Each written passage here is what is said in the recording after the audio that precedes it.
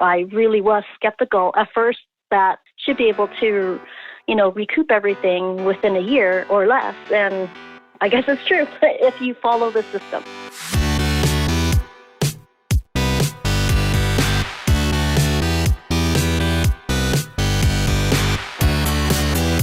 You're listening to The Successful Bookkeeper with your host, Michael Palmer. Listen each week as inspiring guests share their secrets of success to help you increase your confidence, work smarter, and build a business you love. This episode of The Successful Bookkeeper is brought to you by PureBookkeeping.com, the proven system to grow your bookkeeping business.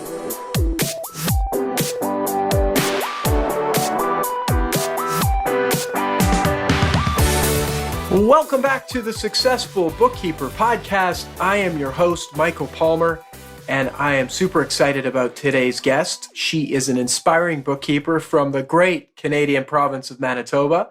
Mira Salter is owner of Emerald Tree Accounting Services and has been a Pure Bookkeeping licensee since September of 2015.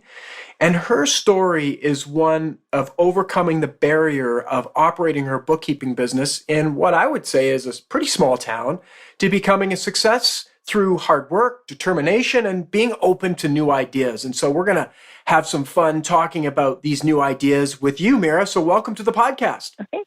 Thank you. So Mira, tell us a little bit about yourself and your bookkeeping business journey up to this point so the listeners can get an understanding of you.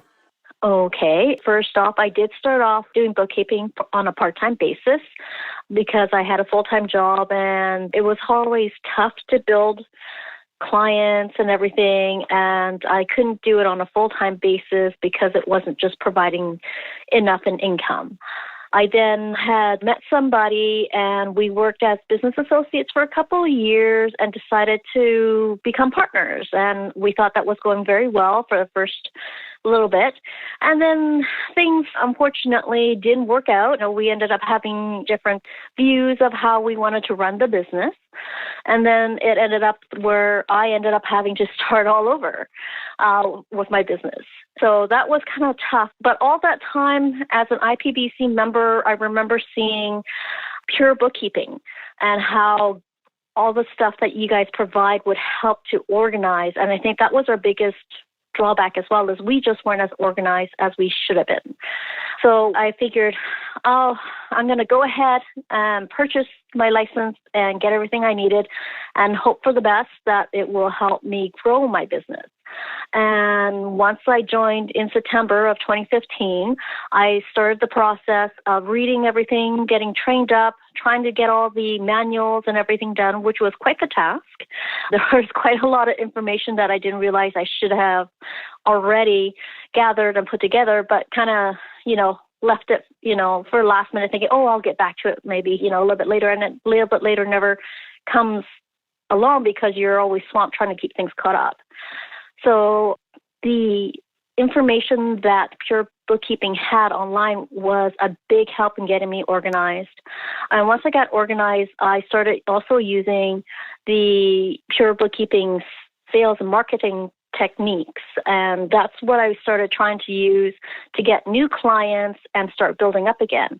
It was a little difficult at first just because, I'm not used to doing sales. It's not my forte. I'm a bookkeeper. It's really tough to sell things, not being a salesperson, but being an entrepreneur, you have to be able to do that. So I kind of forced myself, and I decided to go into a specialized niche of nonprofit because I had a client that was a nonprofit parish and school. And so I got involved with them and kind of got my word out with them, used my presentation, and I was able to get 3 new parishes on in a very short time. And so far this year, I pretty much recouped what I would have paid for in the license and everything and more. So I was really surprised at how quickly the Pure Bookkeeping system really, worked for me and was able to give back what I invested and more. I really was skeptical at first that should be able to, recoup everything within a year or less. And I guess it's true if you follow the system.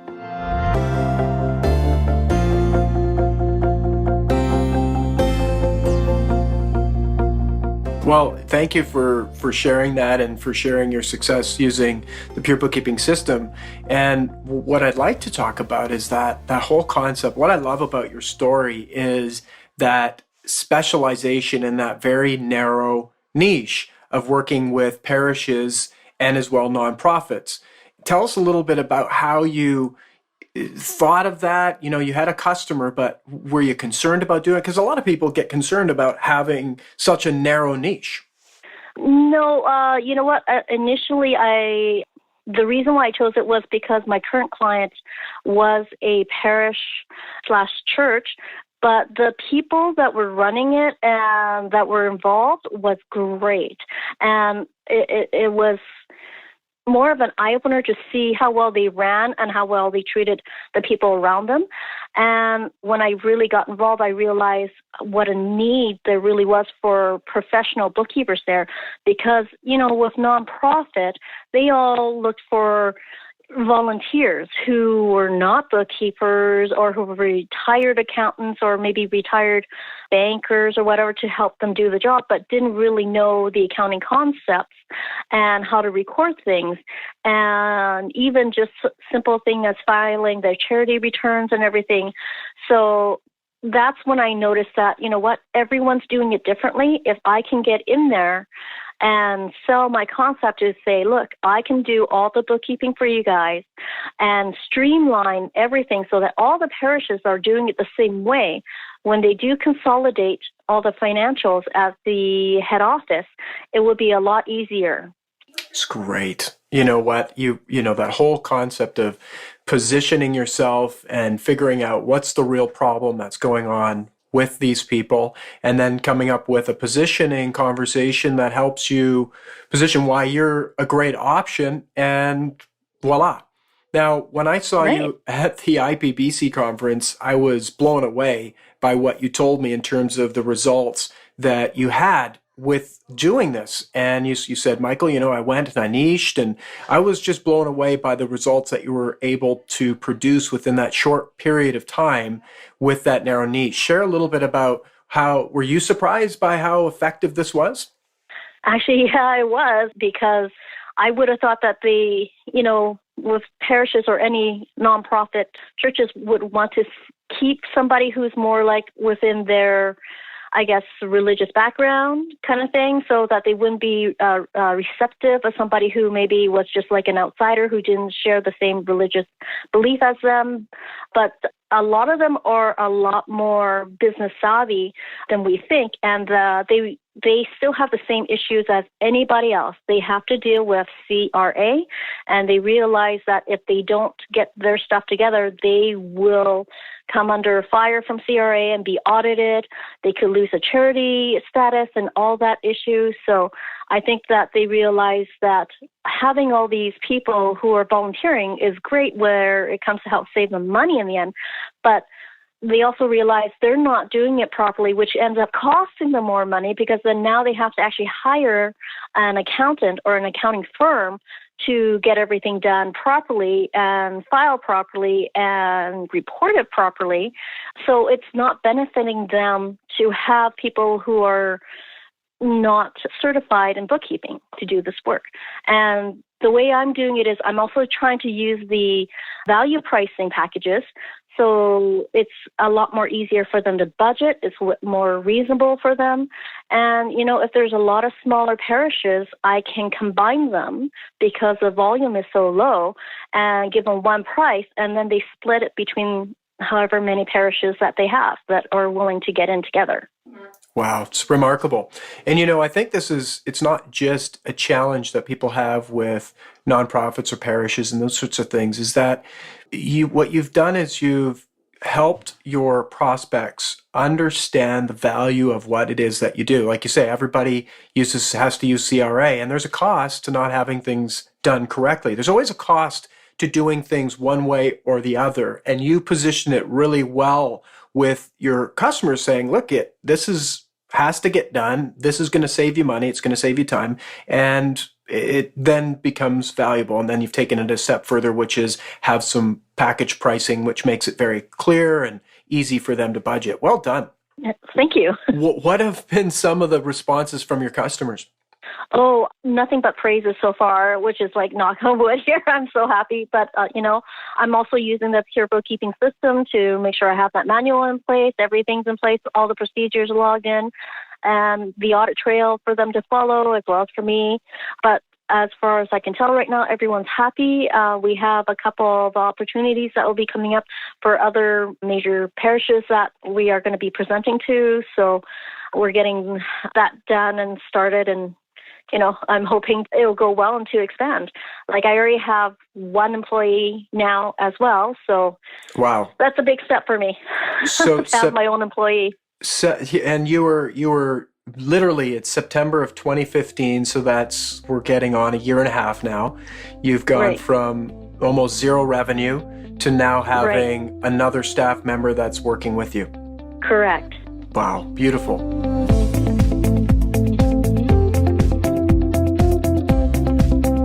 Now, talk a little bit about some of the things that you found. Like you mentioned a little bit about sales, right? You're not a salesperson, and we talk about that a lot on the show, right? It's bookkeepers. Mm-hmm. I mean, don't be surprised. I wouldn't be surprised if 99% of them said, yeah, this is not something I look forward to. I mean, there's a lot of people in all industries that don't look forward to sales.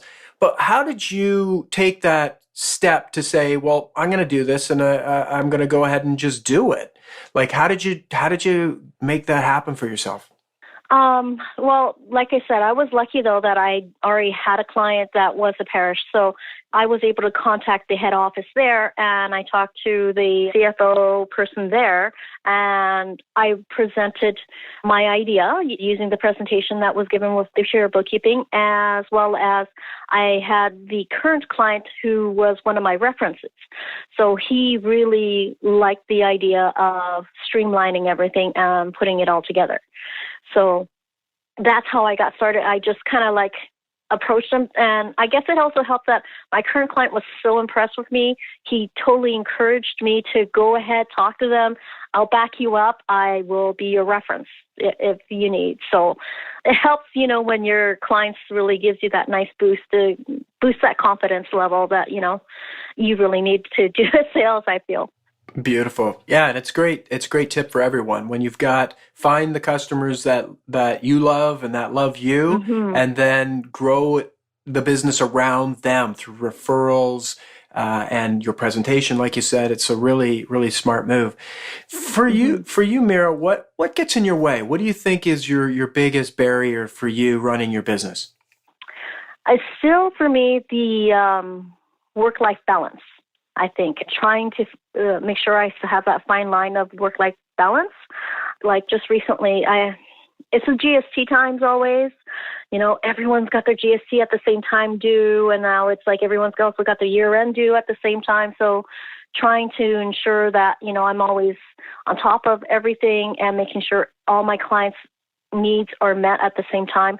But sometimes I feel there are certain months where, it's higher in volume than others. And then there are unexpected things in the personal life that happens that, takes up a lot of your time. Mm.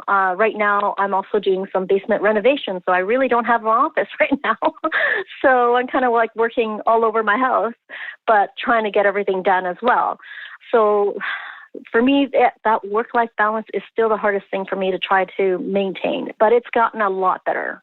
That's great. And I think it's going to be that way for a big portion, because a lot of people do work from home and work out of the basement. And I'm not sure if it was on the show, but we had the conversation with somebody else that was, it used to be, actually, I think it was Mike McAllowitz. He's actually going to be we've got that as a pre-recorded episode coming up, which really is going to be a great one. But he was talking about in his business, he had a business office, and he had, he was concerned about what people would think if he was working from his basement, and to where now it's like he encourages people to do it because things have really changed and you don't want to have lots of costs. So you work out of your basement, right. You're actually doing a renovation to expand upon that.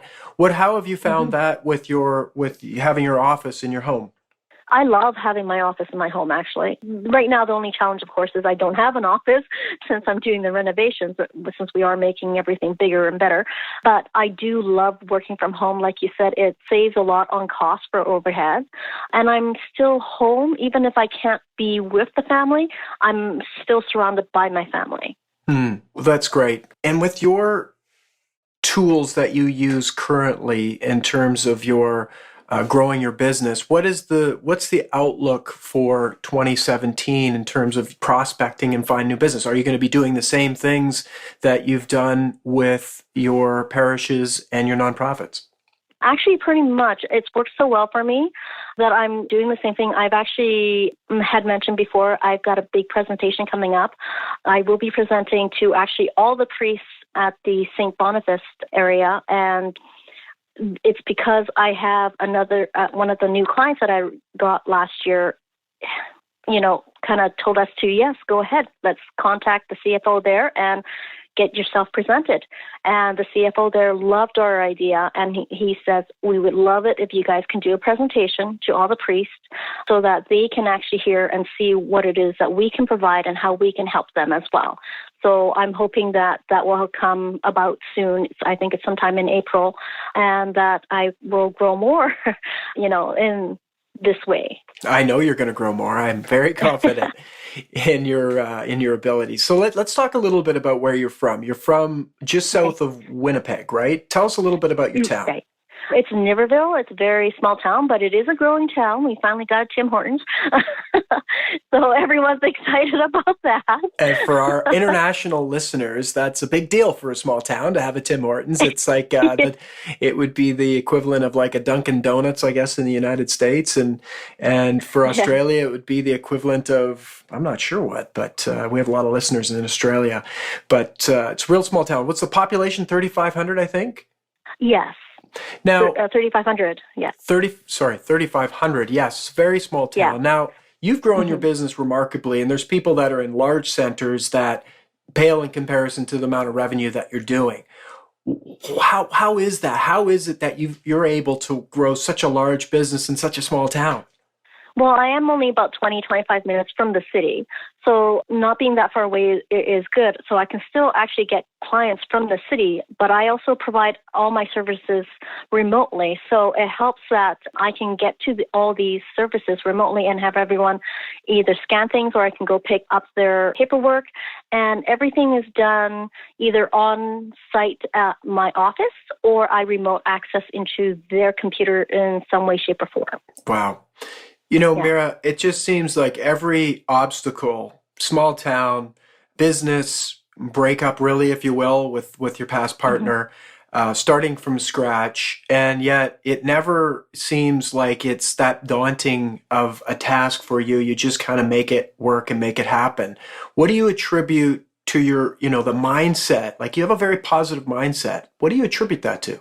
I think I've always been this way. I really don't know. It's just part of my character. I've been pretty positive, and I just the way I think is, I kind of try to go with the flow, and if one way doesn't work, well, let's try it a different way. But I have to say, I also have a very good, very supportive husband who's been there for me and, been very good at supporting all my venues and ideas, whether it worked or it didn't. And he's been the person who's been stable in, my life. So it really helps to actually have that support. Beautiful. That's awesome.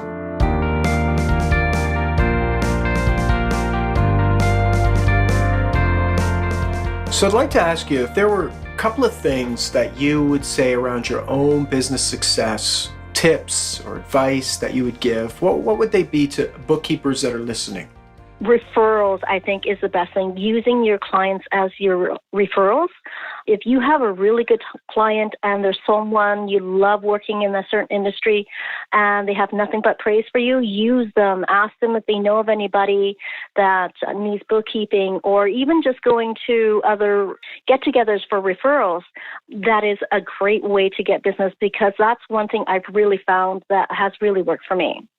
That's great. So referrals is your number one recommendation? It is my number one recommendation. Excellent. And so what does it sound like for you when you Like, how did you know how to nurture and get referrals from your client base? That was a process I learned when I actually went into partnership. My other partner was using that already as a step, and she taught me to, start going to like BNIB things or, like little get-togethers, Chamber of Commerce, go there first, and then get used to the speaking, because every time you go to these little meetings, you got to stand up, you do a 1 to 2 minute little talk about your business and everything, and then you meet other people just to build confidence as well as to meet other people. So that is a great way to start. And then the next thing is if you already have a good client base and you know what kind of industry you want and you want to keep getting those kind of clients, then it's best to talk to the clients you love and talk to them and say, hey, you know what, do you know other people who are, if you like construction, in the construction that may need help? I'm more than happy. I'm taking on more people, and that's how you start your conversation with them. It's beautiful. And you know what? As a treat for the listeners, what we'll do is we'll post a script for generating referrals from your customer base, and we'll pull that right out of the Pure Bookkeeping system that you've talked about, Mira, and we'll pop it into our free bonus resources at the Successful Bookkeeper podcast. If you go to thesuccessfulbookkeeper.com, you can download the free resources, get access to that, and we'll have some things there. And of course, the way you've said it, Mira, is very simple, right? It's just, hey, I work in this industry, you're happy. How can we find other people that we can make them happy too? Exactly. Keeping it simple, going with the flow, getting referrals out there. This is the secret moves of Mira Salter, who's grown your business exponentially multiple times over in just a very short period of time. It's amazing, Mira. It's so excited for you for the future. Thank you. Yes, absolutely. And now one last question I have for you is really just on staff. Like, you've hired the staff member. How has that gone? Actually, that hasn't been too bad. I've had two. I had one that I had originally started with last year in April. That went well for 6 months, and then she wanted to move on, and I just hired a new person about just 3 months ago, and she's turning out really well. And I used, of course, the Pure Bookkeeping system for interviews and the tests that she took, and that's what helped me determine how to choose the employee. And she's turned out wonderfully. I'm so happy with her. It's beautiful. When you do it and you find someone great and they work great in your team, it's a beautiful thing. Yes, it is. Excellent. Mm-hmm. Excellent. Well, Mira, thank you so much for being on the podcast. It's, I know, going to be an inspiration to our listeners to really just be positive about building the business they love. That's the one thing that really stood out for me when working with you, is that you're really clear about what you wanted to create, and you went out there and you did it. You took all the actions, you made all the moves, you took the risks, you got uncomfortable, but you just kept on doing it. So good for you. Thank you so much, Michael. Absolutely. That wraps another episode of the Successful Bookkeeper podcast. To learn more about today's guest and to get access to all sorts of valuable free business building resources, you can go to thesuccessfulbookkeeper.com. Until next time, goodbye.